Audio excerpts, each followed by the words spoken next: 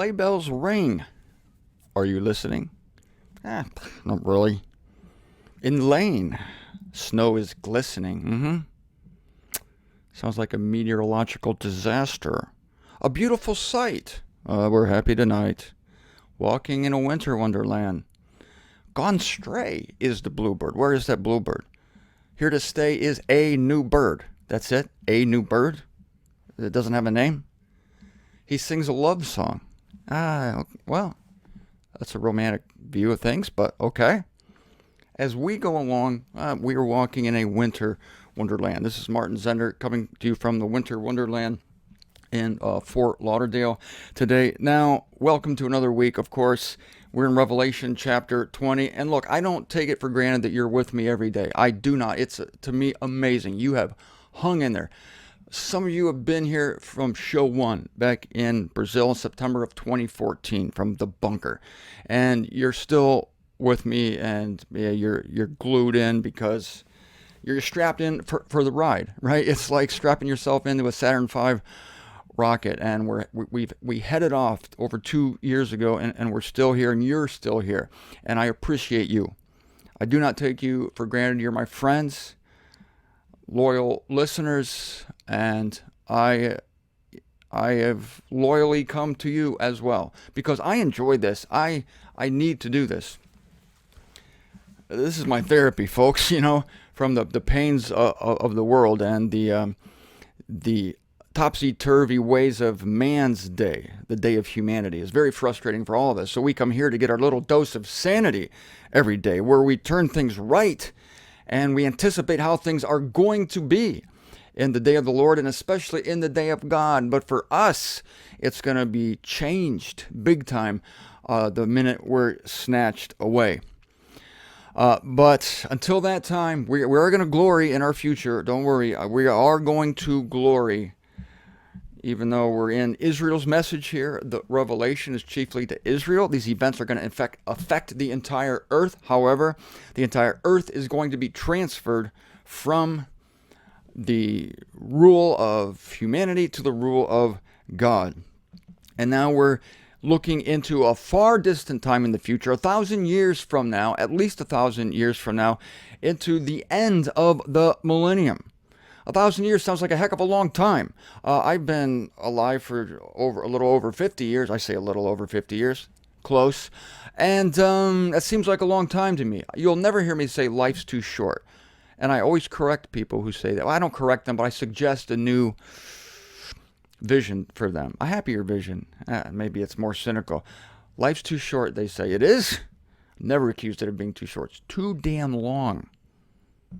Like John Cougar Mellencamp says, life goes on long after the thrill of living is gone. So, verse 7 of Revelation 20, whenever the 1,000 years should be finished, Satan will be loosed out of his jail, and he will be coming out to deceive all the nations which are in the four corners of the earth, Gog and Magog, to be mobilizing them for battle, their number being as the sand of the sea. The number of these combatants is unbelievable. I remind you, people will be procreating during the 1,000 years. The immortals won't. Well, I'm assuming that because the immortals are neither taken or given in marriage, whatever the difference between taken and given. Well, yeah, taken in marriage, given in marriage, whatever. I guess, anyway. I'm assuming that means that since they're not married, they won't have children. That's my old way of thinking. I'm not sure about that. I can't say, but I do know this, that people will still be procreating on the earth among the mortals. Don't know about the immortals. They may have more fascinating things to do, but in the four corners of the earth, they will have millions of people. I mean, as the sand of the sea. 1,000 years is a lot of time to have babies, and there won't be the usual headache. I have a headache. There won't be that. And there won't be the distraction of the television. Many couples, they don't have sex because they're watching The Late Show and the news, and they're getting depressed. They're watching earthquakes and tsunamis and hurricanes and wildfires, and then they look at each other. Let's go to sleep. Hell with it. They don't want to have sex. So And then there's the kids always whining, Mommy, Daddy. That's not going to be happening anymore because children will be more well behaved during the millennium because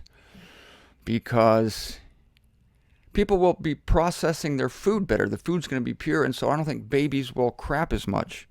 I don't think young children, I think people might not even crap at all during the millennium. The problem is we waste so much because of this era that we're in. I don't believe Adam and Eve took dumps in Eden. I don't think Eden was spoiled by the defecation of the first couple. So I believe that part of that is that our bodies have been cursed with mortality, and the food has been cursed with thistles and weeds, especially today. So there's much of the food we eat cannot be processed. And so I'm sorry for the makers of Tidy Bowl or Scott paper towels. Toilet paper. They make paper towels too. But you're going to be all out of business, you toilet people out there. I'm sorry, but in the millennium, nobody's going to crap. And so my point being is that neither will your young children crap. They won't be crying all the time to change your diapers. Many sexual exploits have been curtailed by diaper children. Diaper children. I didn't plan on talking about this, but I think it's fascinating. So, yeah, that'd be a nice thing not to have to worry about. Where was I? Seriously, where was I? Oh, and they went up over the breadth. There's going to be a lot of people. It's the sheer numbers as the sand of the sea. That's the same phrase God used about the descendants of Abraham. You're the stars and the sand. He used both analogies, the sand for the unbelieving mob and the star seed for those who are the faithful. So this is as the sand of the sea. Perfectly appropriate. You notice what he doesn't say is it doesn't say that their number being as the stars of the heavens. No, because that's too noble for these Gogians and Magogians. Gogians and Magogians. It's too noble for them, so they're as the sand of the sea. If you ever gone to the sea and get a handful of sand, try to count the grains. It's ridiculous. So we have no idea. We could be billions and billions and billions of people on the earth. More than 6. What do we have now? 8 billion? Yeah. I'd say triple, quadruple that. The earth can't sustain, and we must have sustainability. Don't talk to me about sustainability.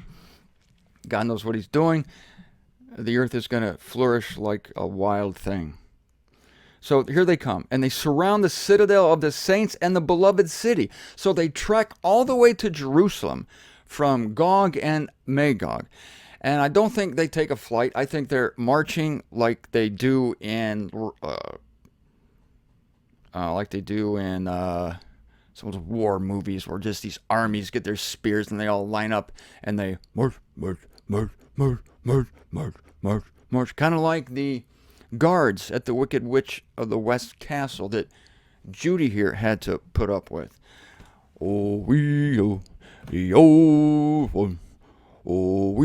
That scared my little girl, and I don't like that it scared her. But the Scarecrow and the Tin Man and the Lion, they dispense with those lunatics. But here's the thing. And fire descended from God out of heaven and devoured them. This reminds me of another movie, Raiders of the Lost Ark, when Indianapolis Jones confronts that saber-wielding lunatic at the airport, samurai sword, whatever it is, and this guy's all, and Indy rolls his eyes and shoots the guy. It's great. So all these armies are going to go, and they're going to be marching toward the citadel of the saints. I wouldn't do that if I were you.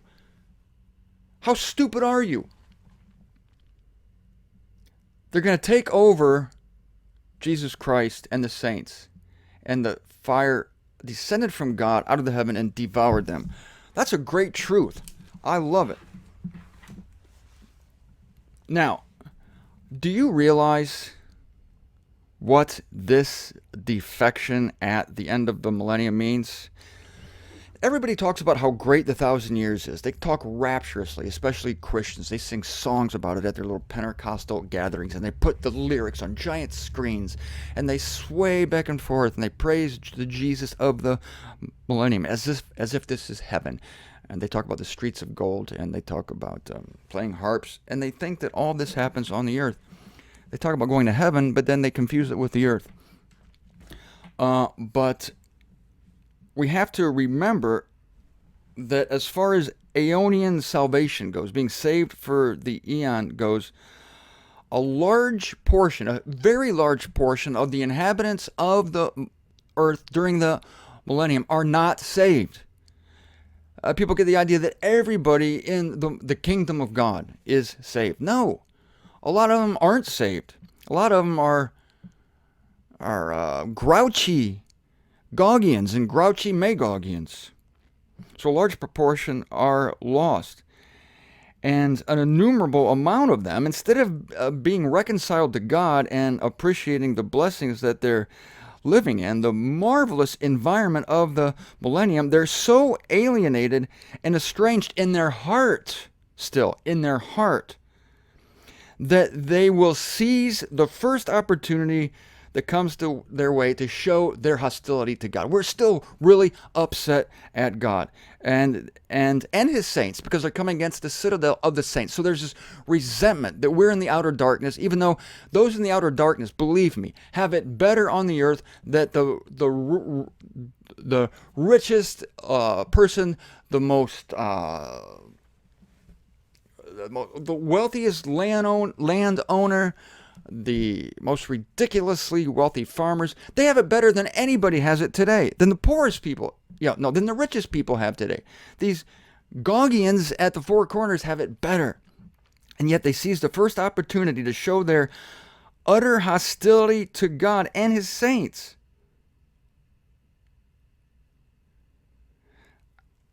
And so, of course, the end is God toasts them, which is delightful. But many people think that this millennium is a second chance, and this is what we're going to destroy. I'm personally going to destroy this idea that the millennium is just a second chance for people to come under the beautiful jurisdiction of God and the saints and to live happily ever after. But actually, this is another test. It's another demonstration to humanity, showing that humanity by itself in perfect environment still will not be subject to God, that this thing is never wrought from without. And you might even say that a perfect environment such as the millennium is still a salvation wrought from without. God is forcing on you, in other words, a perfect environment. See, as you could say before, during this eon, man's day, God forces on us a terrible environment. And so some people complain about that, and they say, oh, this terrible environment has been forced on us.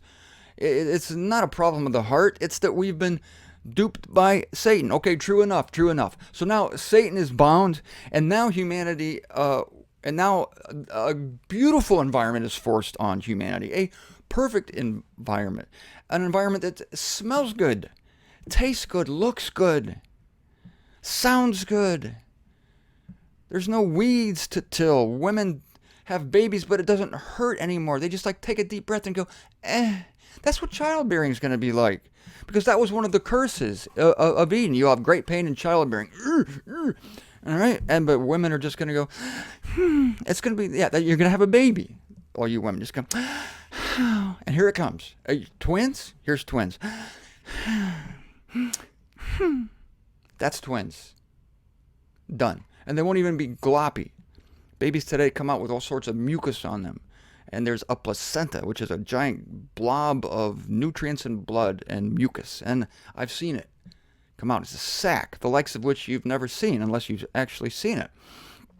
And it's a love sack. It's a food sack for the babies. And the babies eat it, and then you discard it. But I tell you this, that women who are pregnant during the millennium will so be able to process their food. This goes back to the tragic loss of toilet paper companies during the millennium. This goes back to the fact that bodies will be able to perfectly process, the human body will, things. And mothers will be able to feed their infants, I think, in a more neat fashion. It won't be ugly, it won't be painful. So even so, it's the heart of humanity that's wicked, and this is the last great demonstration of it. Yes, what's this show called? The Great Millennial Fiasco. All right, that's a good title. I'm going to stick with that, but I got more to say on this. but I'm going to have to save it until tomorrow. But I'll give you a great clue here in this winter wonderland that we live in today, where there's a new bird, and the bluebird and the singing bird, the romantic bird, have fled for deep snowy woods.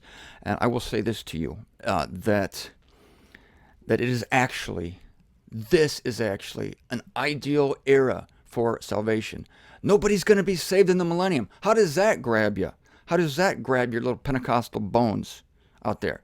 People are saved now because God's grace is the saving power. It's not environment. It's the grace of God. And the grace of God works against sin.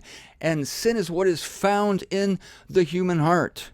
And that is the thing that is incurably wicked. And it's wicked no matter if you live in Toledo, Ohio during Eon 3, or even if you live in beautiful downtown Jerusalem in Eon 4, or the blessed precincts, the suburbs of the earth, Gog and Magog. They're still blessed. It's still a great environment, and yet we still see this rebellion. This is very illustrative of the human heart.